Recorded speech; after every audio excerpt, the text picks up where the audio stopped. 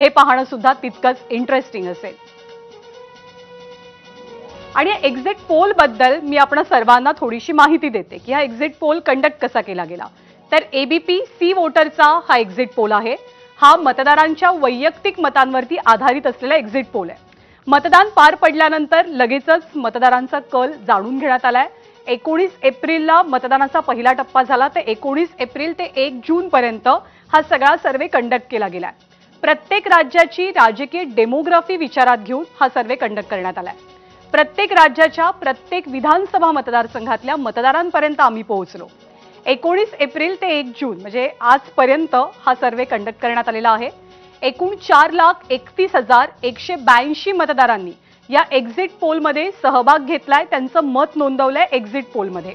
आणि सगळ्या 543 मतदारसंघांच्या 4,129 विधानसभा मतदारसंघांपर्यंत आम्ही पोहोचू शकलो।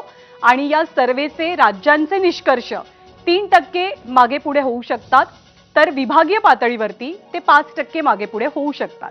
या सर्वेचा कॉन्फिडन्स लेवल म्हणजे क्लॅरिटी म्हणू किंवा अचूकता म्हणू, तर सर्वेची कॉन्फिडन्स लेवल किती आहे तर ती 95% इतकी आहे। म्हणूनच आम्ही म्हणतोय की सगळ्यात अचूक सगळ्यात वेगवान एक्झिट पोल एबीपी माझावरती। कर्नाटकमधल्या दक्षिणेतल्या इतर राज्यांमध्ये या एक्झिट पोलनुसार भाजप मुसंडी मारते।